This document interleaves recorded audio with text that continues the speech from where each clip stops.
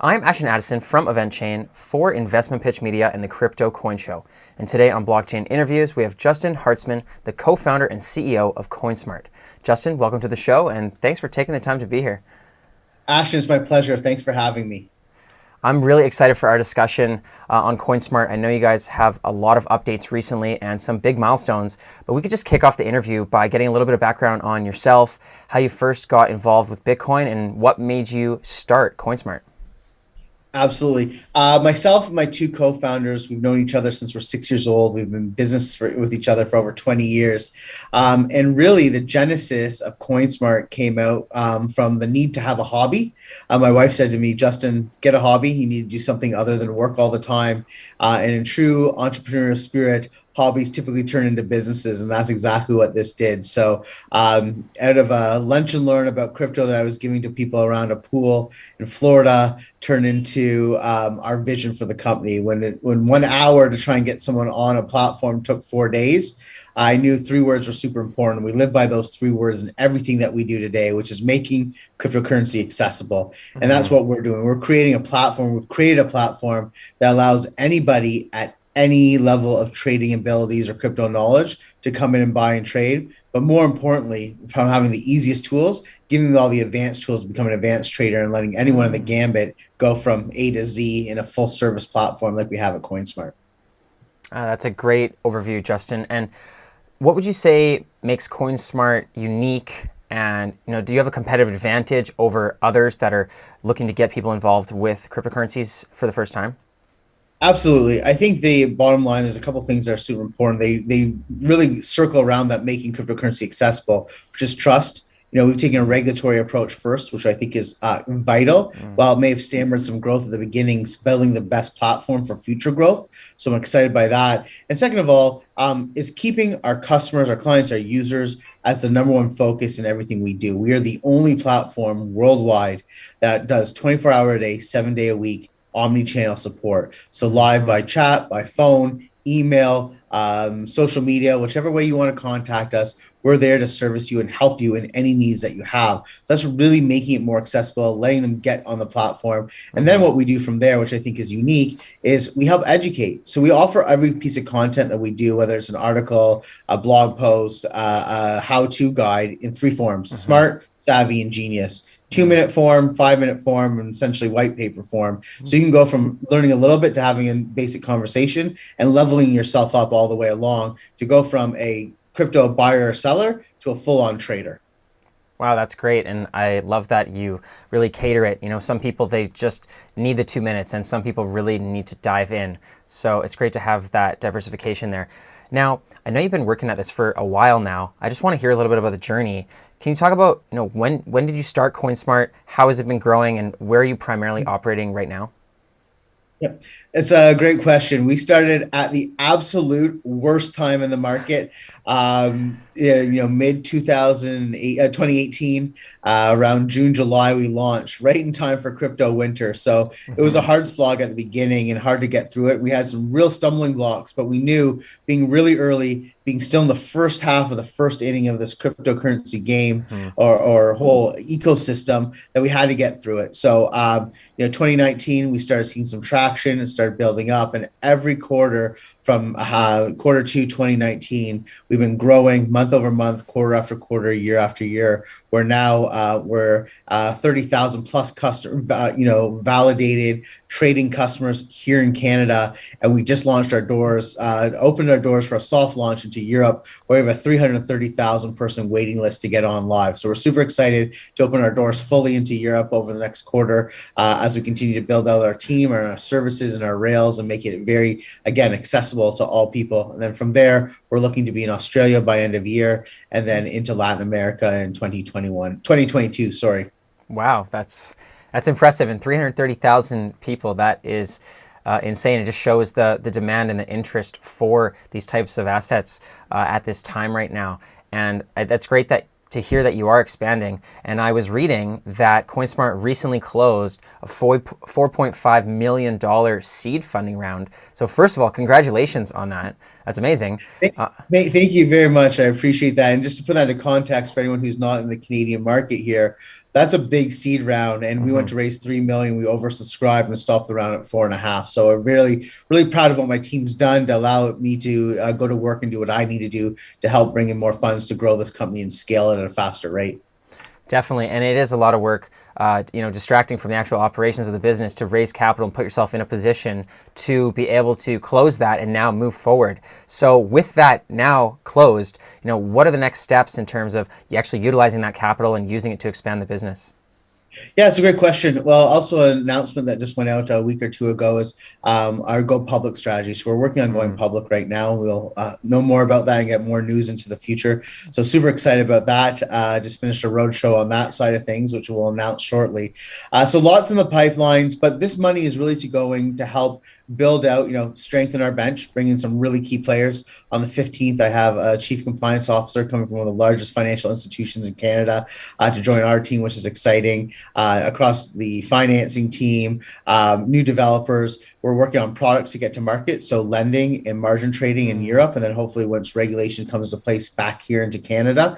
So we'll be putting some research and development there. We're also doing some M&A or looking at some M&A opportunities for pick and axes in our space, as well as building out further product lines like compliance software and banking solutions. Because what we're looking to become over the next 18 months is a full-fledged financial institution based on cryptocurrency. So everything, the holistic approach from bank accounts, saving, debit cards, credit cards, so you can go in and out of your own bank account, right on a platform, trade right from your account, lending, margin, futures, and then right back to your bank account to spend it as you want in a normal method, or keep it on platform. So really giving them everything they need, which includes, the security features, custodial features, banking, and all the trading platforms that we do have.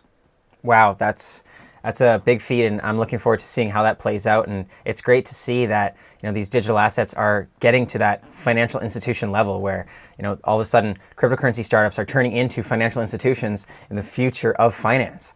This is super exciting. Great. It's super exciting. And then with all that stuff, we have these great, DeFi's coming into place. So looking at that, NFTs, which I think are really interesting to picking up steam right now. So we look at all those pieces, and again, just want to be the place where you can go, know very little, be interested, and get exposure to all these other things that get exciting as you learn more, or you want to get involved in more. So really giving, again, that holistic, full circle approach, and not run into issues that you traditionally would now with your banks not sending wires when you might want to do them, or holding, transfers in and out. We're really solving that for everyone as best as we can. Definitely. And yeah, in the past, it seemed there had been, some people were having issues just moving back and forth between financial institutions into the digital asset space. Now, in terms of, your perspective into the Canadian landscape, at what stage do you sort of see virtual currency adoption in Canada? How early or how late are the people that are getting involved right now? And where do you see that heading maybe in the next 12 months? Yeah, it's a great question. I've talked about this before, but I guess most people know the S curve of adoption. I believe we're at the inflection point of, we're not on the flat where people are understanding it. We're starting to move up into the parabolic growth. I think we haven't reached it yet, but we're actually taking that little corner where we are to move forward. Some more Canadians are more interested in it. They're learning more. There's more trust in the market as they see real players being here. And we see some of the bigger financial institutions, as well as the institutional players playing within it. So again, I think we're still quite early, still in the first half of that first inning, but I do think we're past that little curve where we're going to start seeing that trajectory upwards right now here in Canada and abroad. So I think we're in a really good space, you and I and all the people who are listening today, in early, and really let's see where we can take this, because there's a long road ahead of us of continuing to show great products, great services with really big companies that can help you do that and have trust in. Definitely. And, it's great to be focused in where we live here in Canada. But you mentioned that you're also expanding out into Europe and just elsewhere internationally. And, there's only so many people in Canada. And it's sort of small compared to, the States and Europe and everywhere else. So how do you see, the base of your operations as you continue to grow?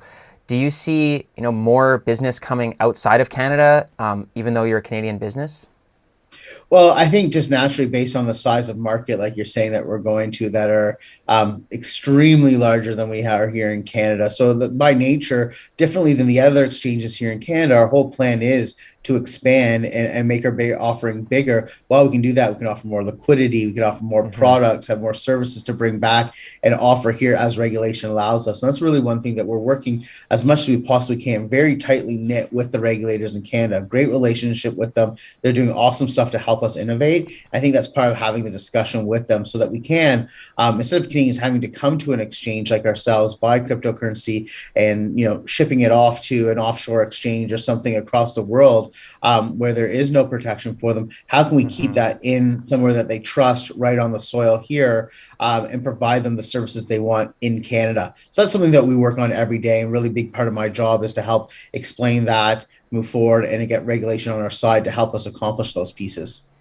Definitely. And I'm glad that you're talking about regulation. There's been some people that are in Canada that have used exchanges that were in Canada before that didn't really have those regulatory pieces, in place perfectly.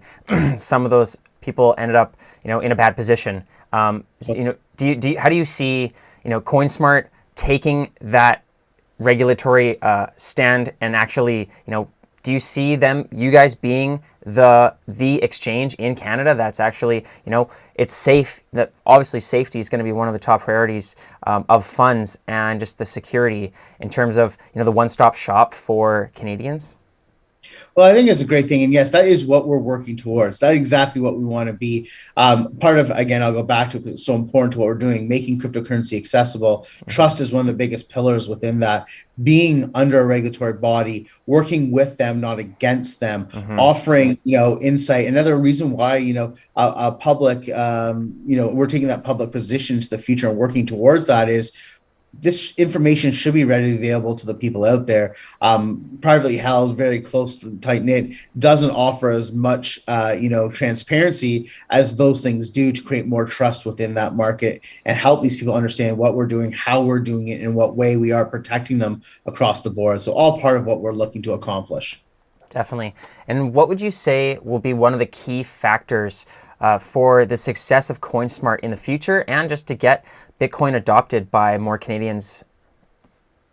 Yeah, I think it's just continuing to do what we're doing now, helping make it accessible, helping them get there, being there to support them, offering the product that they need that they have to be searching to other places to do, de-risking those by offering, institutional grade custodial services, having trust within what we're doing and having oversight from different regulatory bodies is just that's the key factor to all of Mm-hmm. this. So I think all those things are what's going to help. And then I think as we hear more news of institutional players getting involved, whether it's in Canada or abroad, that brings more, that's if we look at the price of Bitcoin and where it's going, that helps with growth of the market. What's happening now is we have institutional players buying large sums of them and really being very helpful in a supply and demand problem by taking those big chunks out of the market. Mm-hmm. They're not being traded in out, they're going to cold storage away. And as people hear about that and understand those companies who are doing it and believe in those companies, they're going, oh, this might be something that I want to come in. So you have the masses following on. Mm-hmm. So making it easy for those masses to follow along.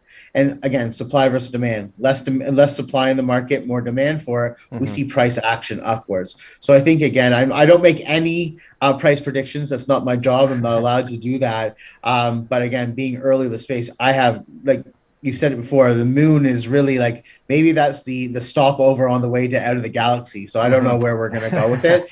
And I do think that we have a long road, as I say, green pastures, blue skies ahead of us in the space.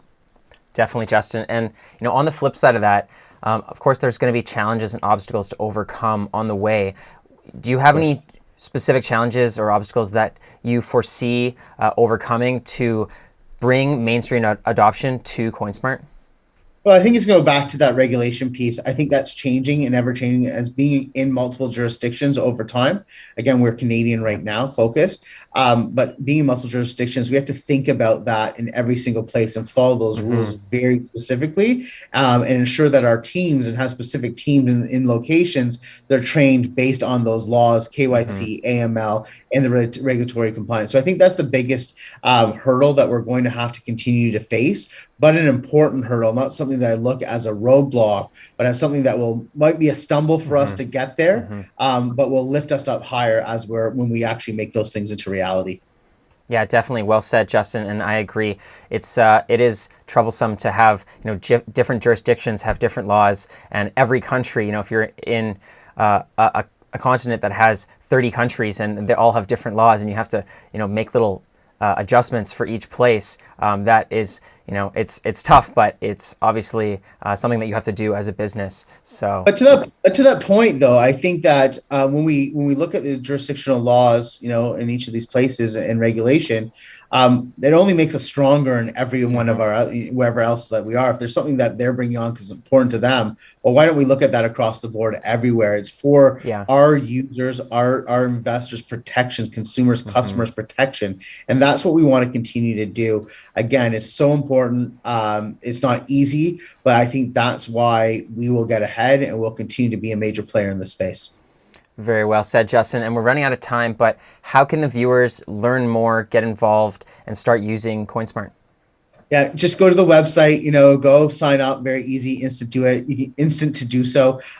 We have our Get Smart section, our blog, and just talk to our team. They're ready to talk to you. If you have questions, you want to understand more, you want to get involved, that's the first place to start. And I wish everyone the best. This is a great market to be in, a volatile one that's fun. And as I say to everyone, let the trend be your friend. Great. Thank you so much for your time, Justin. All the best with CoinSmart moving forward, and let's follow up in the near future. I appreciate it, Ashton. Have a great day.